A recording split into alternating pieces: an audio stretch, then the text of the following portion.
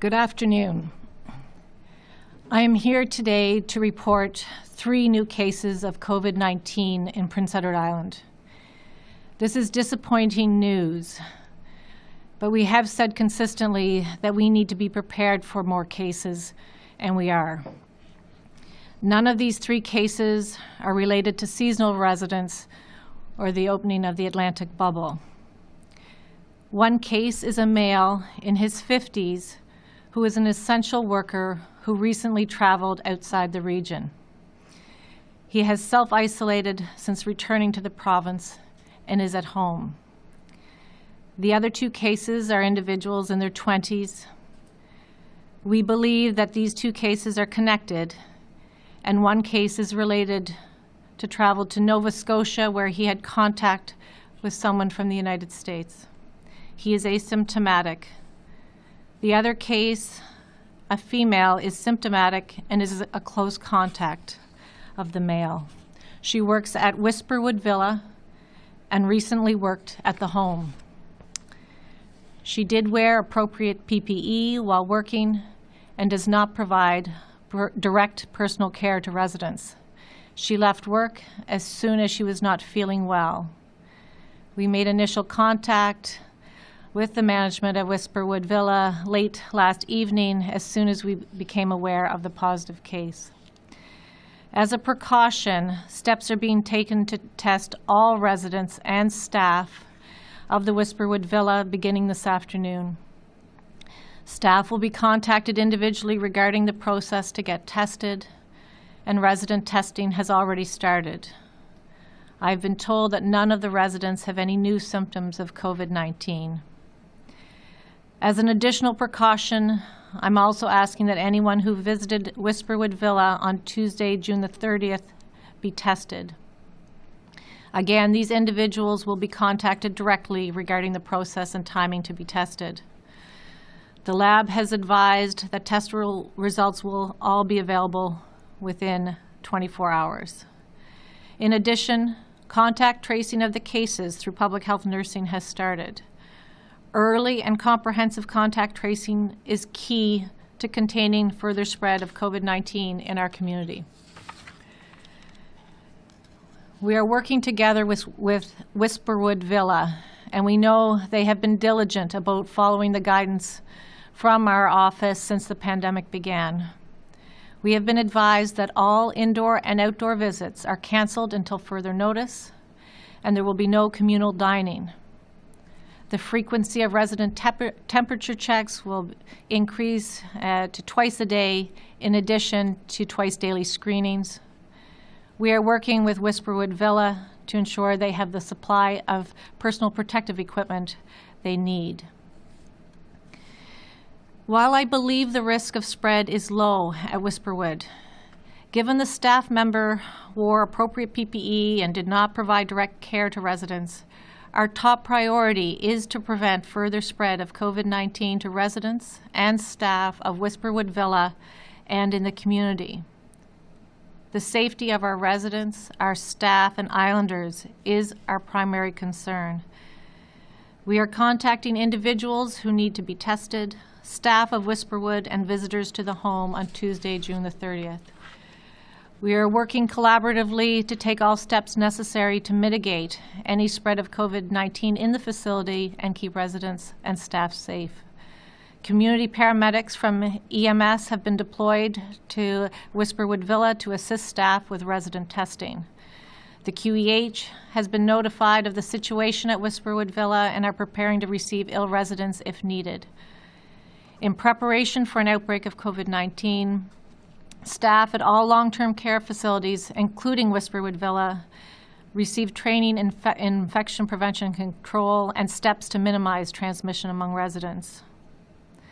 I understand this news is very concerning for residents and staff, their families and loved ones.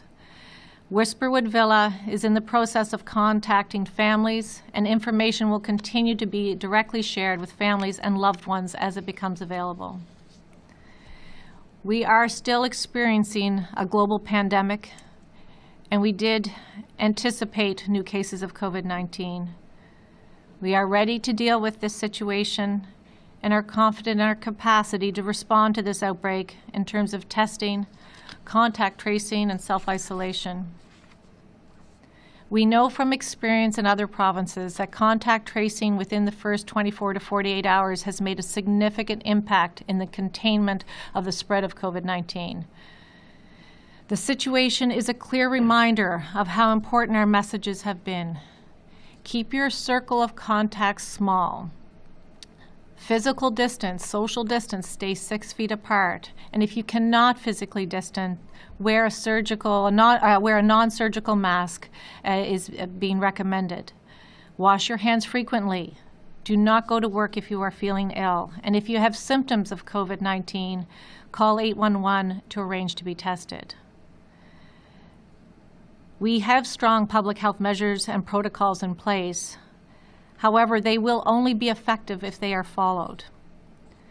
COVID-19 has not gone away, and each of us has a responsibility to keep each other safe as we learn to live with the pandemic. So, more important than ever, let us look out for each other. Let us look after each other, and let's please be patient and please be kind. Thank you.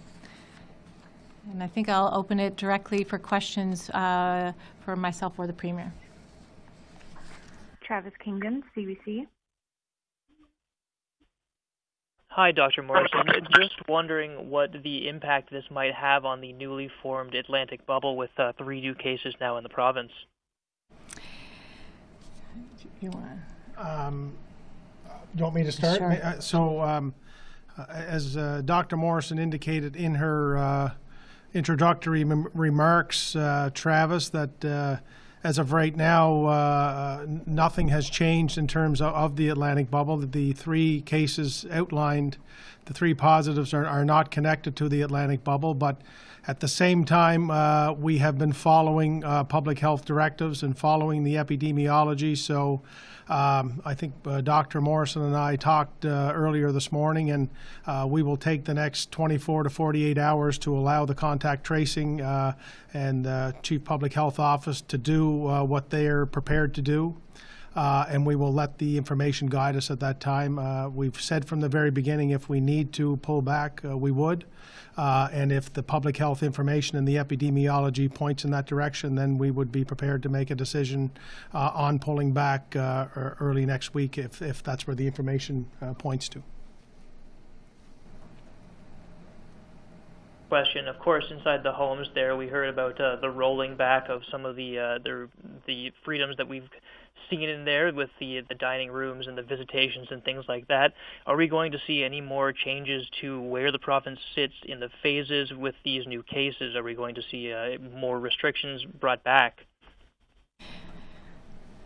Hi, and I think you're referring to even the visitation phases, and I think we'll know more in the next 1 to 2 days as we test the residents and the staff and those who may have been visiting.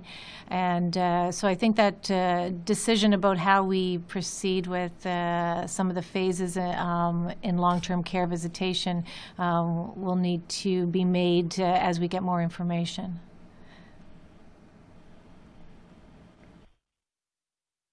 Sid Bannery, Canadian Press. Hi, Dr. Morrison. I wondered if you could, I'm calling you from Montreal, and I wondered if you could repeat in French sort of the basics of your announcement today. Je vais essayer. Bonjour. Aujourd'hui, on annonce 3 nouveaux cas de COVID-19 ici à l'île du Prince-Édouard. C'est 67 jours depuis qu'on a annoncé un cas ici à l'île du Prince-Édouard. Alors,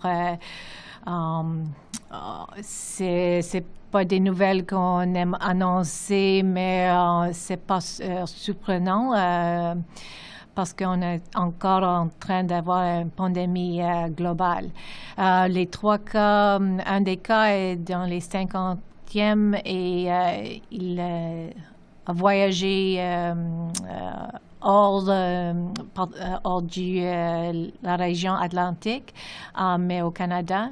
Et puis, c'est auto-isolé chez lui à l'île du Prince-Édouard depuis qu'il est retourné. Les deux autres cas sont les 21e âge, et puis les deux cas sont reliés, ce qu'on croit, et un des cas a eu un contact avec quelqu'un qui a voyagé aux États-Unis quand il est à Nouvelle-Écosse. Et puis,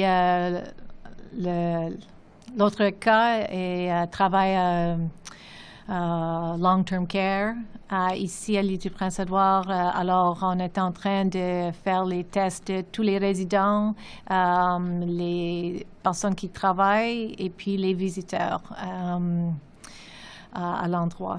Alors, et on est en train de faire les tests des autres contacts, et ils sont tous isolés chez eux à ce moment.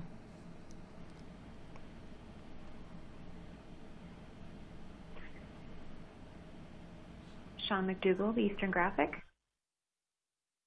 Good afternoon, Dr. Morrison. I'm just wondering if you could clarify something for me. The young male who contracted the virus in Nova Scotia after coming in contact with someone from the United States, can you clarify how they traveled through the Atlantic provinces and when this was? I know you said that none of the cases are related to the Atlantic bubble.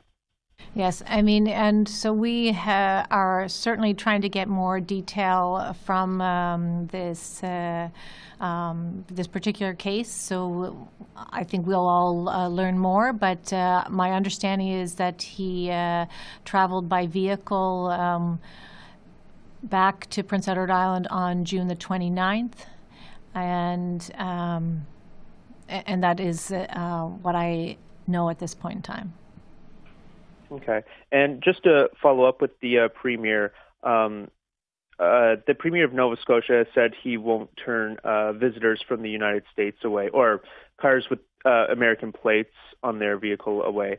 Has this case of the gentleman who contracted the virus from someone in the States, does that bring sort of a new dynamic to the conversation in trying to isolate the Atlantic bubble from outside visitors anymore? Well, I mean, as you know, Sean, that any Canadian citizen is able to travel back to their home country, regardless of where they live, and there's also a family reunification component of that as well. We require anybody coming from outside of Atlantic Canada to have a self-isolation plan and to stay in self-isolation for 14 days. They are subject to our Operation Isolation operation, and we are testing them before they would leave, similar to what we're doing with seasonal residents from outside of the region. So I think that we haven't had a conversation much beyond that, I don't think, but I think both Dr. Morrison and I are very, very concerned when we look at the dramatic increase in cases south of the border. And she has encouraged me for a number of weeks, and again today on our calls with the Prime Minister and other premiers, to encourage that American border stay closed for an extended period of time. And I don't think anything has changed in that regard. But like everything else, we continue to reevaluate based on the best health information that we have, and if we need to alter what we're doing here in P.E.I. in the days ahead as it pertains to visitation from outside of Canada, we will certainly do that.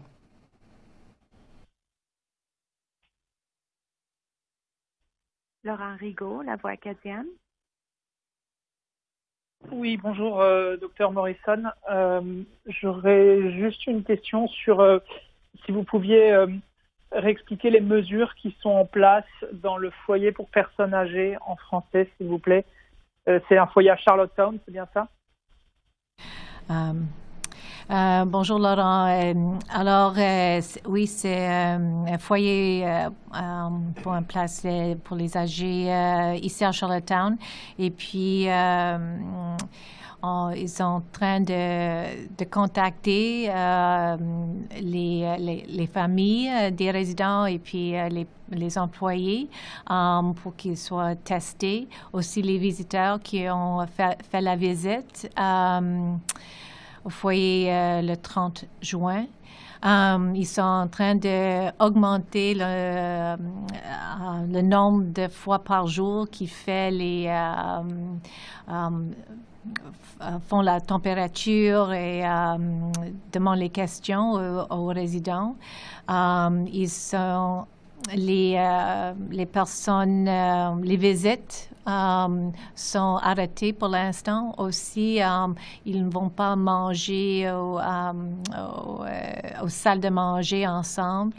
On est en train de s'assurer que tout le monde a assez d'équipements protectifs personnels et on travaille très bien avec le foyer parce que il faut faire ça ensemble pour protéger tout le monde. Merci, je n'ai pas d'autres questions. Merci. Mike Robar, The Guardian. Good afternoon. I'm wondering if either you, Dr. Morrison, or Dennis, if you're worried about the effect this might have on islanders who are already hostile to off-island plates and the opening of the bubble. Well, can I start, Heather? Yeah. Sorry, Dr. Morrison. I think that the three cases positives that are being indicated today, as our previous cases that we've had, are islanders who have come back home from travel outside of the province. So I think it would be important for all of us to remember that, and to remember that we all have a responsibility to follow the public health directives very closely, and we're grateful up until certainly today that those who have been contracted the virus have been adherent to self-isolation. But I think this also shows that, as Dr. Morrison has talked about for a number of weeks now, that COVID has not disappeared. It is still here.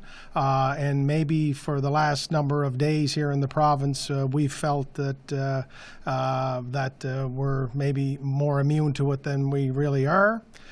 So I think this is certainly should be a wake-up call for everybody, and I think islanders should remain aware that these three individuals are islanders, and we've talked for 13 weeks now that COVID doesn't really care much about your license plate or your background or your geography. So we all have a responsibility here to follow the public health directives, and I would hope that islanders realize that. But it's certainly, quite honestly, it's I think both Dr. Morrison and I, when we heard the news, it's not what we had hoped to hear, and it's a bit of a gut shot, to be honest, but it is reality that it's still here. And I do have great faith in the public health office. The protocols that we have in place, I believe, are the best in the country, and we've demonstrated that. And now I'm making sure that under the watchful eye of Dr. Morrison and her staff, that our public health experts will go to work and do what they've been preparing to do for a long time.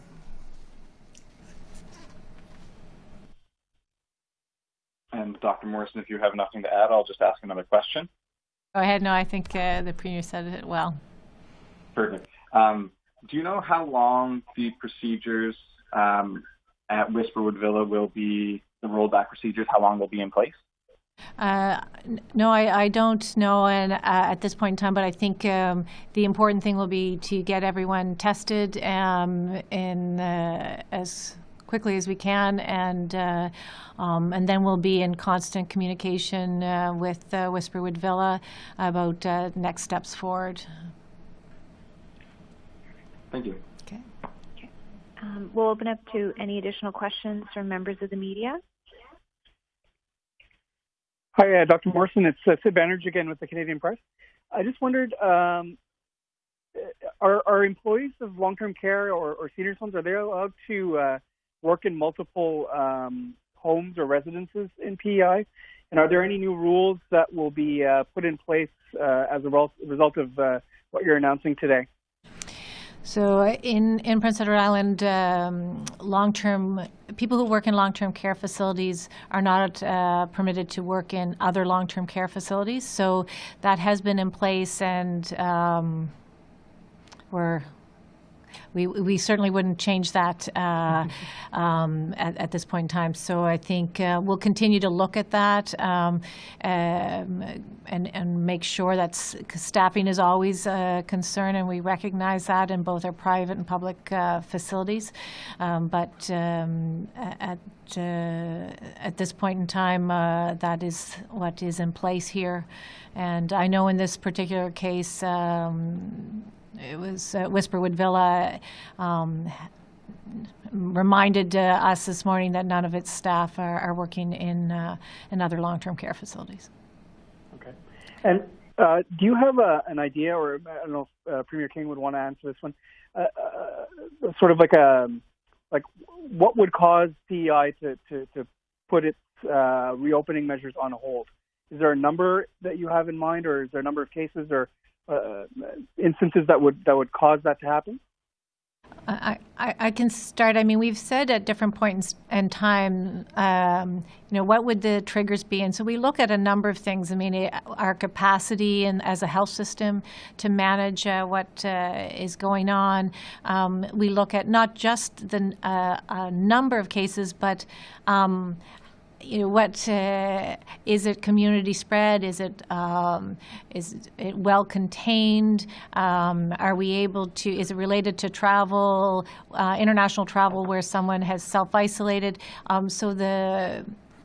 It's based on a number of factors, and our ability to do good contact tracing and testing. All those factors play a role into a decision to put even more restrictions in place, or to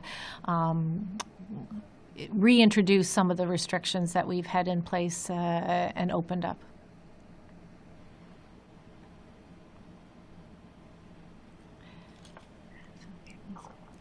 If there are no further questions, we'll perhaps wrap this up. Great. Thank you very much. Yes, thank you. Thank you, Dr. Morrison.